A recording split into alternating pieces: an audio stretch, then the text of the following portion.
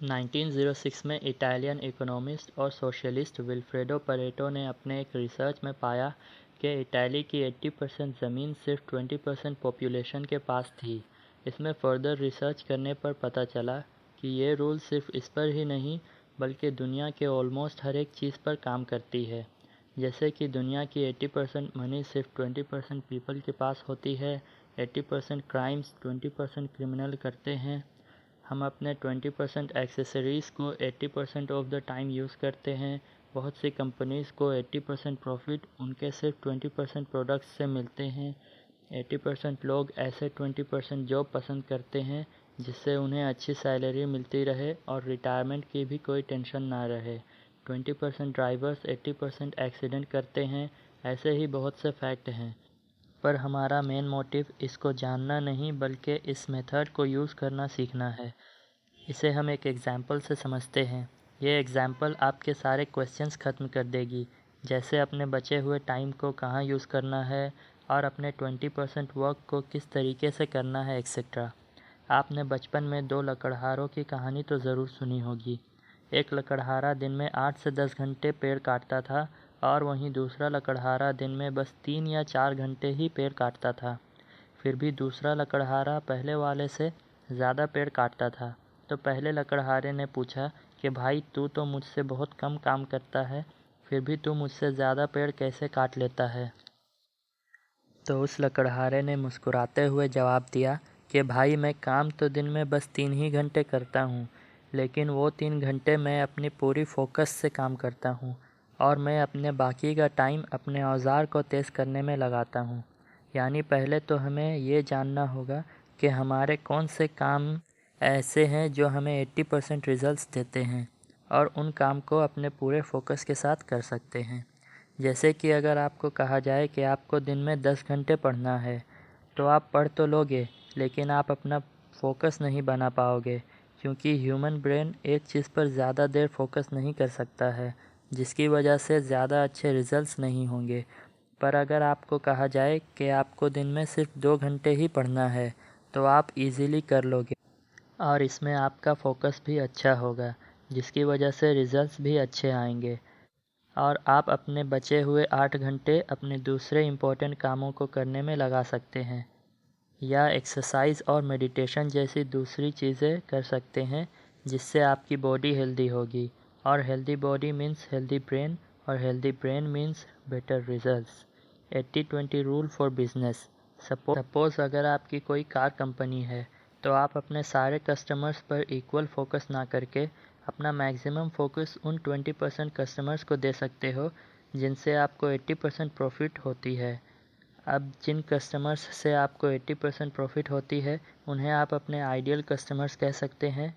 तो आप ये देख सकते हैं कि आपके जो 20% आइडियल कस्टमर्स है वो कहाँ से हैं और उनको आपकी कंपनी क्यों अच्छी लगती है और आपके कंपनी की कौन से कार्स उन्हें ज़्यादा पसंद आती है, और इन चीज़ों को इम्प्रूव करके आप अपने 20% आइडियल कस्टमर्स को 100% कर सकते हैं और उनके फीडबैक लेकर इजीली कंपनी को ग्रो कर सकते हैं।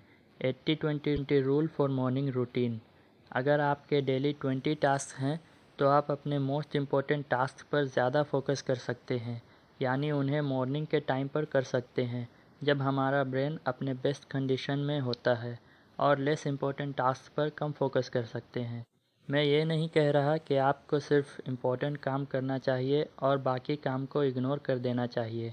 जैसे कि एक कार को बनाने के लिए बहुत तरह के टास्क होते हैं, अगर उनमें से एक को भी ना किया जाए तो कार कंप्लीट नहीं होती।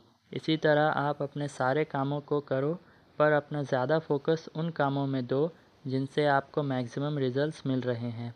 आपने खुद नोटिस किया होगा कि जब आप सुबह जल्दी उठकर मेडिटेशन, एक्सरसाइज, एफर्मेशन, विजुअलाइजेशन जैसे टास्क करते हैं, तो आप अपने पूरे दिन काफ़ी मोटिवेटेड रहते हैं और टायर्डनेस भी फील नहीं होती। इन्हीं 20% टास्क को आप अपने मॉर्निंग रूटीन में ऐड करके आप through out the day 80% results improve कर सकते हैं और आपके गोल्स को अचीव करने के लिए जो जो इम्पोर्टेंट टास्क हैं, आप उन्हें एक टू डू लिस्ट बनाकर लिख सकते हैं और जिन कामों से सिर्फ आपका टाइम वेस्ट होगा, उनको नोट टू डू लिस्ट बनाकर लिख सकते हैं। और अपना पूरा focus note to do list को इग्नोर करते हुए टू डू लिस्ट पर कर सकते हैं। 80-20 रूल फॉर हैप्पीनेस। 80-20 रूल कहता है कि हमें 80% खुशी उन 20% चीज़ों से मिलती हैं जो हमारी डेली नेसेसिटीज़ होती हैं, जैसे कि food, water, cloth, freedom, family etcetera. पर बहुत से लोग इस 80-20 रूल को उल्टा मान लेते हैं, यानी वो सोचते हैं कि अगर मैं बहुत हार्ड वर्क करूं और वेल्थ कमा लूं तो मैं हैप्पी हो जाऊंगा। But this is just not the case. Happiness कभी ख़रीदा नहीं जा सकता, ये तो बस महसूस किया जा सकता है। इस पर राल्फ मार्स्टन कहते हैं, happiness is a choice, not a result. Nothing will make you happy until you choose to be happy.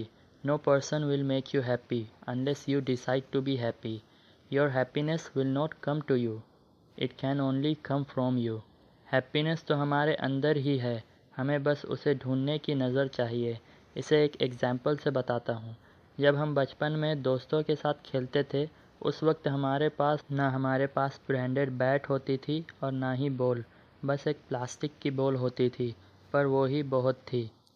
I am sure आपने भी कभी न कभी कहा होगा कि यार बचपन के भी क्या दिन थे, ज़िंदगी तो हम बचपन में जीते थे। पर ऐसा क्यों था?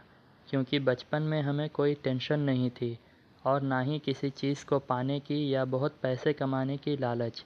उस वक्त हम प्रेजेंट में जीते थे और आज हम वो ही भूल गए हैं। आज के टाइम पे हम सिर्फ पास्ट के दुख में या फ्यूचर के टेंशन में जीते हैं।